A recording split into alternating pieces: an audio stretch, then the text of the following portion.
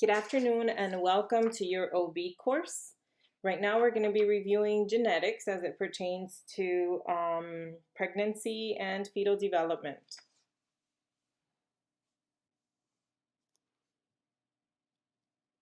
Genes are the basic functional and physical units of heredity and are composed of DNA and protein. We know that each human cell contains 46 chromosomes, which includes 22 pairs of homologous chromosomes and one pair of sex chromosomes. Okay, if you're a female, your chromosomes are designated as XX or XY for males. Advances in genetics, which is the study of heredity, and genomics, the study of genes and their function, have provided and continue to provide better methods for preventing disease, diagnosing disease, predicting health risk, and now more than ever, it being utilized to personalize treatment. Okay, the main difference between genetics and genomics is that the genetics scrutinizes the functioning and composition of a single gene, whereas genomics addresses all genes and their interrelationship in order to identify their combined influence on the growth and development of the organism, according to the World Health Organization 2012. Right, we're going to briefly talk about dominant inheritance, recessive inheritance, and sex-linked inheritance. With dominant inheritance, okay, when you have a pair of genes where both are dominant, obviously the dominant trait will be present. However, when you have a dominant and a recessive gene that are paired up, the gene for that dominant trait is the one that will be present. So for example, if you have a gene for blue eyes and a gene for brown eyes is the dominant trait. That is the one that is going to be present. If both pairs of genes are recessive, then obviously the recessive trait will be present. Please note that for the most part, disorders and diseases are related to defective recessive, not dominant, recessive genes. And they're generally present at birth when an individual has a pair of genes with the same defect on both. Okay, so people who have just one defective gene can carry the disorder and pass it on to their children, but don't express the trait themselves. This is what we call autosomal recessive disorders, which include sickle cell anemia, thalassemia, Tay-Sachs disease, and cystic fibrosis. Okay, with sickle cell anemia, we know that it's most common in African ancestry. And basically in this condition, hemoglobin forms rigid crystals that distort and disrupt red blood cells, which carry oxygen. Okay, so it diminishes the oxygen carrying capacity of the blood. With CF, also a recessive, autosomal recessive disorder, it's a very common genetic disease among people of European ancestry. And basically you have excessive production of thick mucus that clogs the bronchial tree, the pancreatic ducts, and result in severe and chronic respiratory infections and pulmonary failure eventually. With Tay-Sachs disease, it's most common with Jewish ancestry, and you have degeneration of neurons and the nervous system, and usually results in death by the age of 2. Then we have one that in this class you will become very familiar with, and it's phenylketonuria, or PKU. And it's basically when individuals lack the enzyme to metabolize the amino acid phenylalanine, which leads to severe mental and physical retardation. Please note, this is a condition that everybody gets screened for when they're born, at least in the United States, and it can easily be treated or prevented if we modify the diet by decreasing protein intake. All right, so we can modify the diet beginning at birth and limit the phenylalanine consumption. And then, of course, by doing that, we prevent mental retardation and physical retardation. In autosomal dominant disorders like Huntington's disease. Basically, what we have is that it is present for one or both genes in a pair, but the defect is present, okay? Another example of autosomal dominant is familial hypercholesterolemia and xeroderma pigmentation. With Huntington's disease, people will have uncontrollable muscle contractions. This generally occurs between ages 30 and 50, and it's followed by memory loss and personality loss. There's no treatment that can delay the mental deterioration that occurs with Huntington's disease. And here we have an image of how it works when you have an autosomal dominant disorder. Okay, so in this case, we have the mom who's the dominant one. She's affected because if you have an autosomal dominant condition, then the trait will be expressed. So the mother's affected, the father is not. But as you can see, there's a 50% chance that the affected mother will pass on the dominant trait to each of their children. Okay, so it could be up to half. If they have 4 kids, 2 of them are highly likely to have the condition. Can it be more? Yes, it can. Every child that is born has a 50-50 chance of having or not having the condition. With recessive, such as CF, the father is the carrier. In this case, they give the example that the mom and dad are both carriers. And as you can see here, you have one child who has it, 2 that are carriers, and 1 child that is not affected at all, doesn't even carry the gene. Please note, I personally know an individual. Her mom had 3 pregnancies. The first child had CF. Then she had the individual that I know. She does not have CF, but she is a carrier. Then her mother had twins, and both of her twins had CF. So in that family, the majority of the children had CF. 3 out of the 4 children had CF. In this example, so that's what I'm saying, every child has. In this case, it would be a 25% chance of having the condition, 50% chance of being a carrier, and then 20% chance of not being a carrier or having the condition. However, it does not mean that this is how it's going to pan out. All the kids might have the condition. Then we have what we call sex-linked inheritance, okay? So, or conditions that could either be X-linked or Y-linked. With the X-linked inheritance, the mutated gene is located only on the X chromosome, and it could be recessive or dominant. Male children who receive an X chromosome with a mutated gene,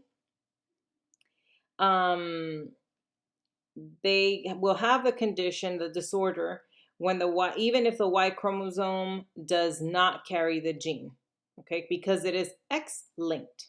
Okay, female children who have 1 X chromosome with a sex-linked trait disorder do not present with the trait, but are carriers of the trait. And hemophilia, which is an example of an X-linked inheritance disorder, we can experience this. With Y-linked inheritance disorders, the mutation is only located on the Y chromosome. As you know, females do not have a Y. So obviously this is a condition that can only be passed on from father to son. It only affects males. So X-linked can affect both male and female. Y-linked can only affect males. Okay, so with hemophilia, people with hemophilia lack factor VIII, okay, and it impairs chemical clotting and may be controlled with factor VIII from donated blood. So that's kind of the treatment.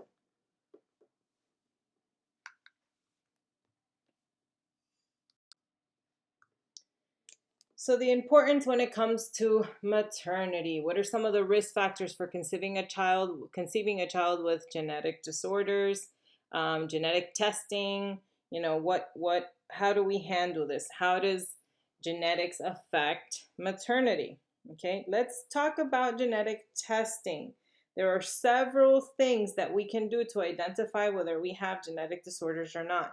We have what we call carrier testing. Okay, this is when you test the potential mother or potential father to see if they carry one of the genes or a mutated gene, whether it's in the X or the Y, whether it's recessive or dominant. So you are testing the parents. Okay. When both parents are tested, they can provide a wealth of information and they understand the risk of having a child with a genetic condition. People who do this kind of testing, carrier testing, are generally people who have a family history of genetic disorders. Okay. Then we have pre-implantation testing, also known as pre-implantation genetic diagnosis. And this is done in the embryos using assisted reproductive techniques prior to transferring the embryo via in vitro to the woman's uterus. Okay. A cell basically from the developing fetus is removed for genetic testing, and they can assess that embryo before it is implanted. That's why we have the name pre-implantation. So it's already an embryo, and before they put it into the mom and the uterus, they do genetic testing on a cell of that embryo. Then we have prenatal testing, which allows for the early detection of genetic disorders such as trisomy 21, hemophilia, Tay-Sachs disease. All right, and this is basically done while a woman is pregnant. If she is pregnant, they can do testing. They do things like, and I think most people are familiar with an amniocentesis. There are other things like chorionic villus sampling, which we will discuss later on. But this is testing that is done during pregnancy. Then we have newborn screening. In newborn screening, this is the screening that we do in the hospital before the baby goes home. One of them being the PKU, phenylketonuria. Okay, the child has to be consuming protein, whether it's formula or breast milk, for a minimum of 24 hours, and we assess to see if they're able to metabolize phenylalanine. We also do this, another newborn screening is PKU. Outside of PKU is the hemoglobin, the bilirubin. I apologize. So we perform newborn screenings in essence to treat disorders, genetic disorders early on in life. Because as in the case with PKU, if we can address it early on in life, we can prevent mental retardation and physical retardation. So it is very, very important. Please note that there are couples who have higher risk for conceiving a child with such disorders. Again, if we have a maternal age of older than 35, a previous pregnancy that were resulting in a child with a genetic disorder or newborn abnormalities, if one or both partners have a genetic disorder, if they're carriers, or a family history of genetic disorders, as I said earlier.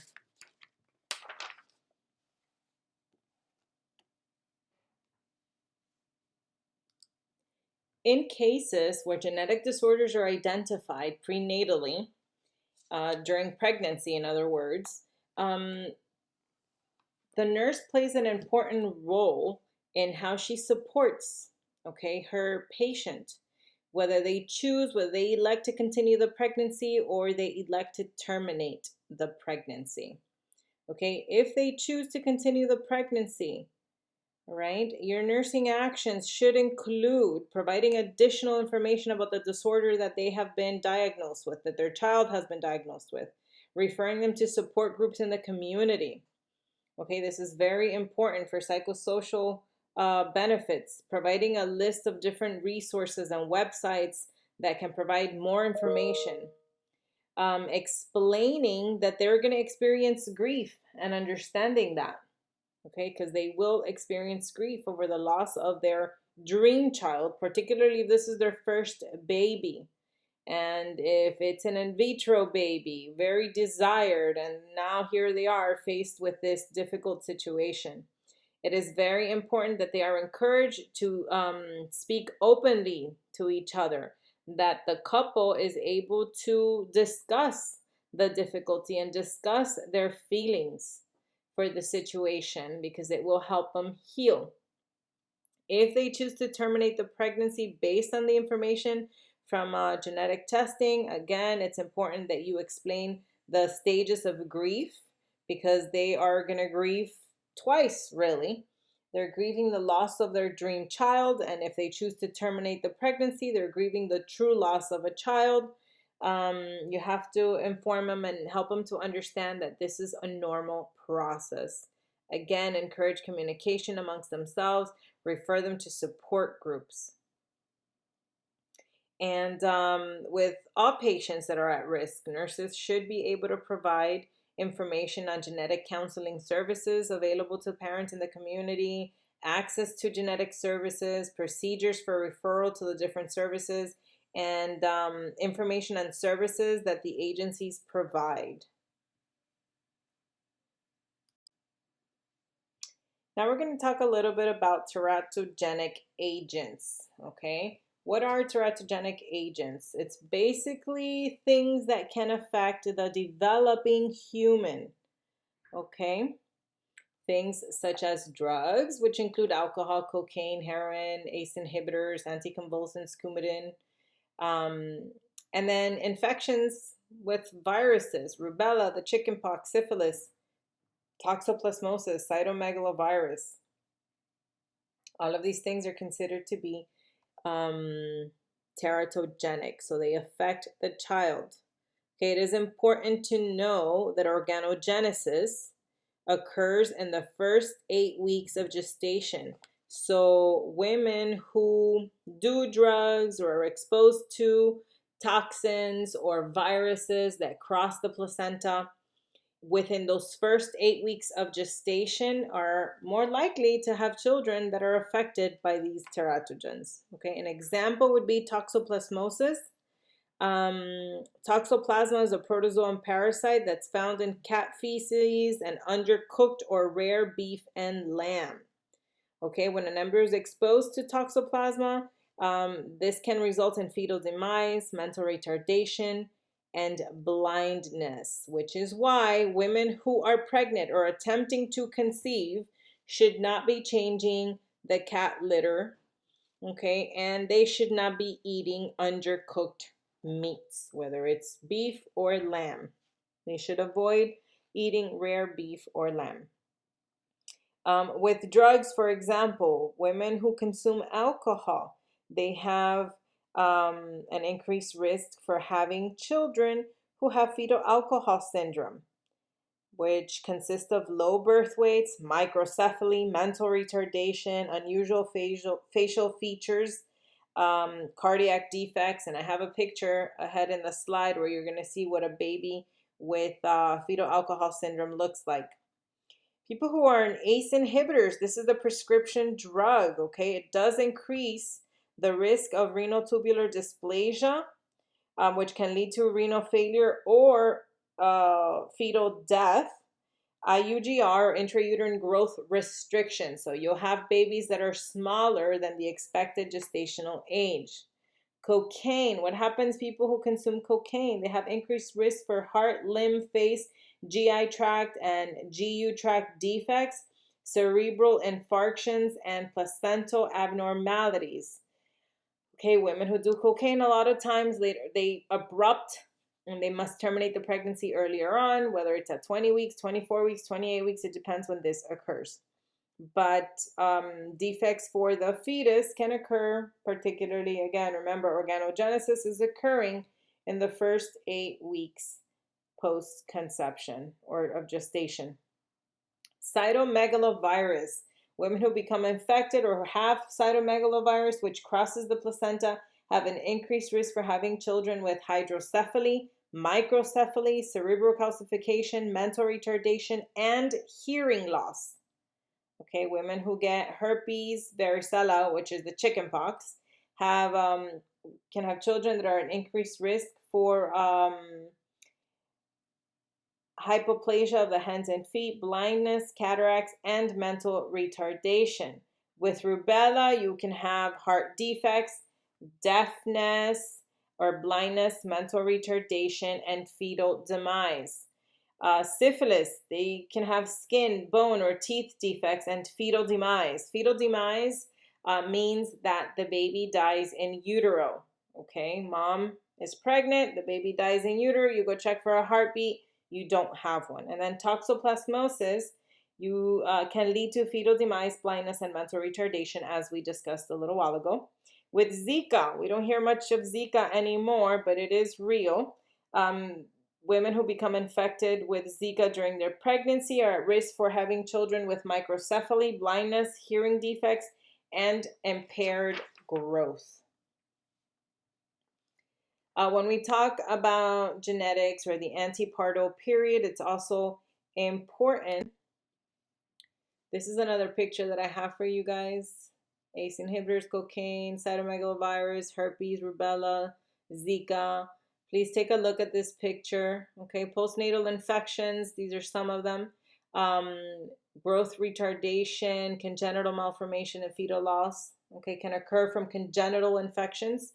So infections that occur while they were pregnant.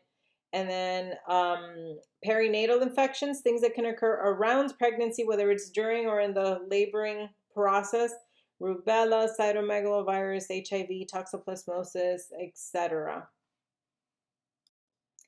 And this is a picture of a child who has fetal alcohol syndrome. As you can see, they have a thin upper lip, small eye opening. Okay, so their faces look a little, different. Please, a quick review of anatomy and physiology. It's important that you understand the male reproductive system. And we have a little picture here. The female reproductive system, the menstrual cycle, oogenesis, and spermatogenesis, which I'm not going to go into detail because this is something you already did in anatomy and physiology. If you do not remember this, please take the time to review it. Periods of fetal development, okay? It's important that you look at this. The central nervous system, okay, starts to develop from 3 weeks to full term. The eyes at 4.5 weeks, the heart at 3.5 to 9 weeks, lower limbs, external genitalia, upper limbs, palate, teeth, ears, etc. Take a look at that. And then we have a question, just food for thought, right? The developing human is more vulnerable to the effects of teratogens during which weeks? 4 to 8, 8 to 12, 12 to 16, or 16 to 20? I said it several times. Just in case you forgot, the answer is A, just 4 to 8 weeks. I hope you enjoyed this short session and that it incited your curiosity to go back and research some more information.